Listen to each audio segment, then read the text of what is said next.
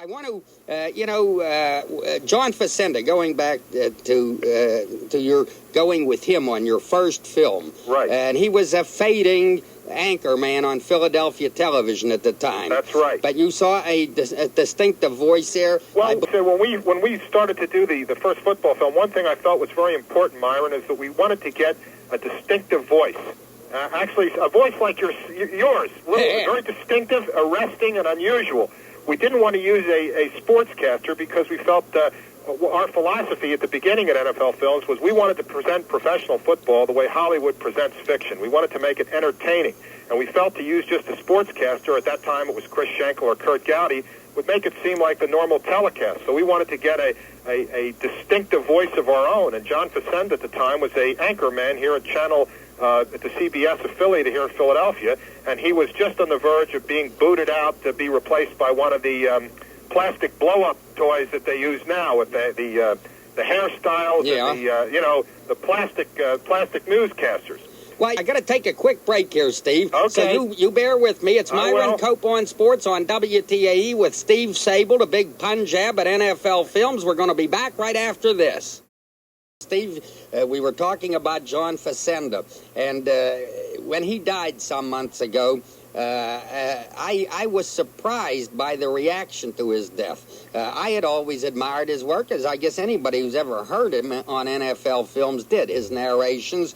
But I was surprised. I mean, people calling the show, or I'd run into the street, it was like they lost a brother. And now, of course, you've got to find a successor to him. It's a difficult thing. You mentioned a little while ago the plastic blow-up guys. There is no better example than that that comes to mind. And Howard Cosell's halftime highlights on Monday Night Football being followed by Jim Lampley's halftime highlights. He gets the Hair Blower of the Year award. and it's like following fine wine with dishwater. And it shows how difficult it is. I read in USA Today some time ago that you had more than 200 applicants for the job. They were sending you tapes and all, and that even Ed McMahon was among them. I don't believe that for a minute. I think that was a publicity plant by your publicists. But one suspects that you're successful. Successful people get fat with success, and they lose their daring and their originality, and they try to cling to what's worked in the past. You got a difficult problem here. Can you tell us who has gotten the job? Well, I'll tell you this, Myron. I know how David O. Selznick must have felt when he was casting for the role of Scarlett O'Hara and Gone with the Wind, because the reaction that we've gotten, the publicity that we've gotten, has made this almost a national search. I've gotten, just today on my desk, I have 30 different cassette tapes, and they've come from people, I can just sort through them now. Robert Stack from The Untouchables. Wait a minute. Robert Stack sent you a tape today? Yep. Yeah. Herschel Bernardi. Uh-huh. And we've got a couple of men whose names would not be familiar, but whose voices would be familiar. One is Paul Frees, and he's a voice that did a lot of the Disneyland.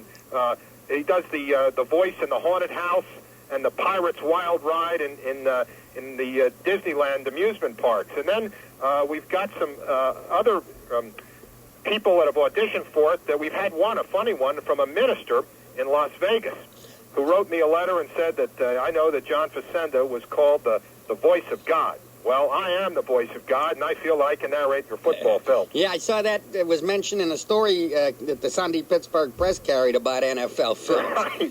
So, well, you've got a lot of people to pick from, but it's a difficult task.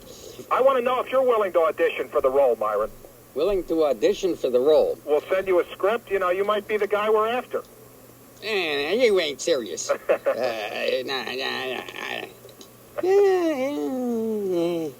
You might go, Lombardi, a certain magic still lingers in the very No, see, there's where you're making your big mistake. You want to go the same way you have been going, and it cannot be done successfully. You need a creative mind to turn you in new directions. What can I do? Truman Capote is dead. He would have been the logical replacement. Well, I'll tell you what, Sabol, Truman Capote. Now that's why you're asking me. You're interested only in midgets.